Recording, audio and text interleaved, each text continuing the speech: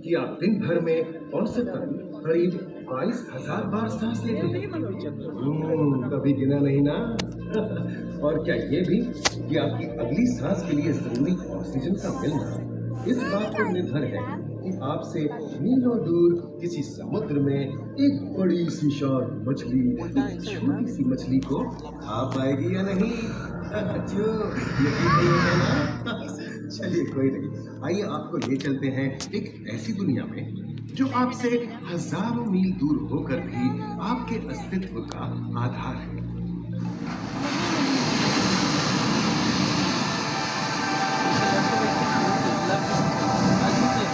ये महासागर मीलों दूर तक फैला हमारे जीवन का केंद्र, जिसका पानी हर देश की सीमा से परे है।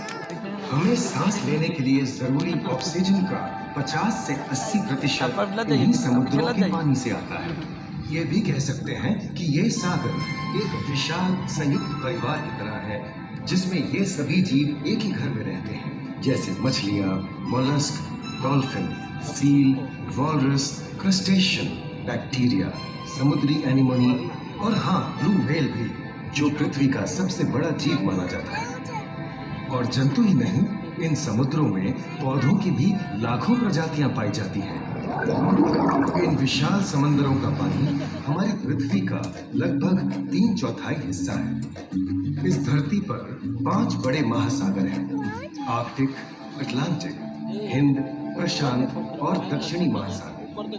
ये सागर इतने महत्वपूर्ण हैं कि इनका तापमान और लहरें दुनिया के हर हिस्से के मौसम पर असर डालते हैं, चाहे वो मौसम कितना ही खतरनाक क्यों ना हो। हमारी ही तरह पानी के नीचे पनपता हर जीवन सूरज की रोशनी पर निर्भर है।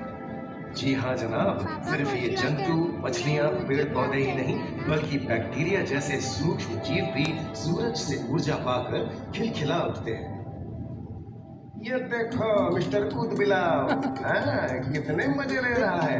देखा इसे, अपने चेहरे की पोजीशन ऐसे बदल रहा है जैसे किसी स्पा में स्टीम ले रहा हो। और वो चली मैडम व्हेल खिलाते हुए सनबाथ लेने। और ये जोकर मछली यानी क्लाउड फिश, ये तो गाना भी गाती है भाई, बिना किसी सुल्तान के। हाँ, ये रात समुद्री जानती है, और कोई खतरा महसूस होने पर ये कभी मुस्कुराती है और कभी चहकती है। क्लाउन फिश है ना। और ये डॉल्फिन हमारे स्मार्टफोन से भी ज्यादा स्मार्ट है। ये अपनी आवाज का इस्तेमाल सोनार की तरह करके एकदम सही दिशा में तैरती और एक दूसरे को संदेश भेजती है। जी हाँ, ईमेल या व्हाट्सएप से भी तेज। मूंगा चट्टानें यानी कोरल रीफ दुनिया की सबसे विविध इकोसिस्टम्स में से है। इन चट्टानों को अक्सर समुद्र के वर्षावन कहा गया है। आई, समुद्र में वर्षा, अजीब बात है ना। अरे दरअसल इनका नाम इनके आसपास बसे इन जीवों की विविधता के कारण पड़ा है। इनमें से कुछ मूंगे गर्म उथले समुद्र में, तो कुछ ठंडी अंधेरी गहराइयों में रहकर हमारे इकोसिस्टम के संतुलन को बनाए रखते हैं। और हमारे इकोसिस्टम का एक बहुत ही महत्वपूर्ण हिस्सा है और पानी में ऑक्सीजन का सबसे बड़ा स्रोत है। इस नीले पानी में मौजूद कई पौधों में से एक बहुत ही महत्वपूर्ण पौधा है फाइटोप्लैंक्टन, जो पूरी दुनिया की ऑक्सीजन की जरूरत का लगभग 50% बनाकर हमारा अस्तित्व बनाए रखता है। इन समुद्रों में पहुंचने वाली सूरज की रोशनी की मात्रा के हिसाब से उन्हें 3 क्षेत्रों या परतों में बांटा गया है। सतह के सबसे नजदीक वाली परत को यूफोटिक जोन या सनलाइट जोन कहा जाता है। जाहिर है कि यहाँ सूरज की सबसे ज्यादा रोशनी पहुंचती है और 90% समुद्री जीवन इसी परत में मौजूद है। अगली गहरी परत को स्फोटिक जोन या ट्वाइलाइट जोन कहा जाता है। इस परत तक सूरज की सिर्फ 1% रोशनी पहुंचती है, जो पौधों के जिंदा रहने के लिए काफी नहीं है। तीसरी और सबसे गहरी परत एफोटिक जोन या मिडनाइट जोन है। यहाँ सूरज की रोशनी बिल्कुल नहीं पहुंचती। ये परत पूरी तरह से अंधेरी और ठंडी होती है, बिल्कुल किसी हॉरर मूवी के सीन जैसी।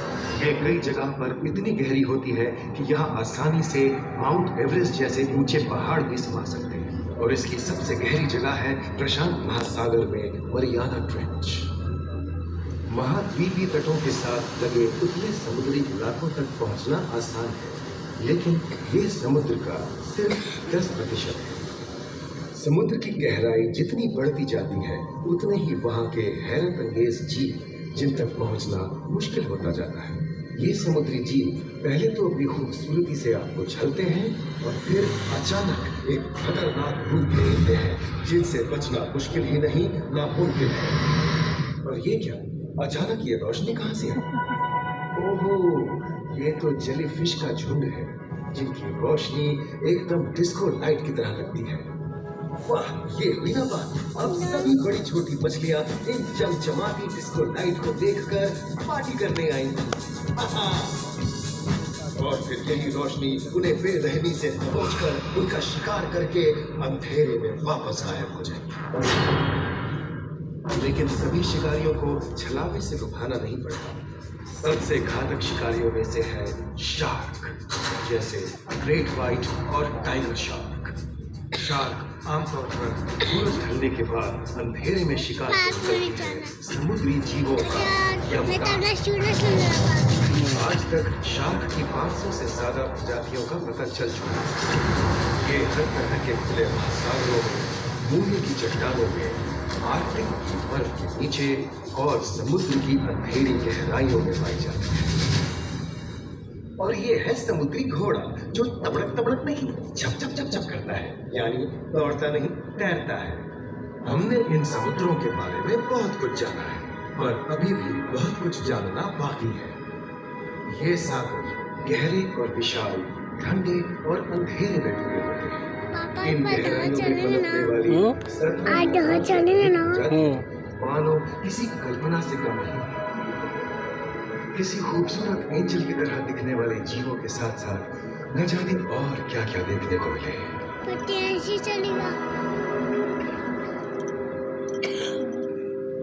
इन विशाल सागरों के इकोसिस्टम इनके बाहर तक फैले हैं। खारे पानी की खाड़ियां, समुद्रों, समुद्र तटों और नमकीन दलदली इलाकों तक। मानव जाति दशकों से प्लास्टिक, जहरीले रसायन, तेल और ऐसी कई चीजों को पानी में बहाकर समुद्रों को नुकसान पहुंचा रही है।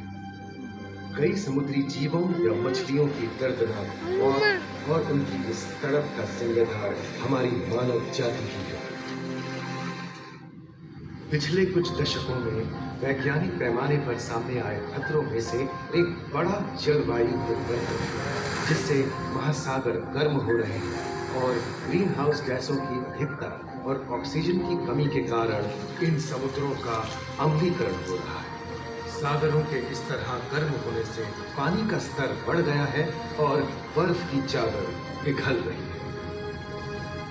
इस विनाशकारी बदलाव के परिणाम स्वरूप समुद्री जीवन खत्म हो रहा है और पूरे इकोसिस्टम के लिए ऐसे खतरनाक हालात हम ही पैदा कर रहे हैं। हमारी आने वाली पीढ़ी का भविष्य इस बात पर निर्भर करता है कि क्या हम आज अपने निजी जीवन से प्लास्टिक को हटाने जैसा छोटा कदम उठा सकते हैं, या फिर हम बड़े स्तर पर सख्त नियम बनाकर उन्हें लागू करें जिससे समुद्री संसाधनों का दोहन और प्रदूषण कम हो। याद रखिए, बात हमारे अस्तित्व की है तो बदलाव की शुरुआत भी हमें ही करनी होगी।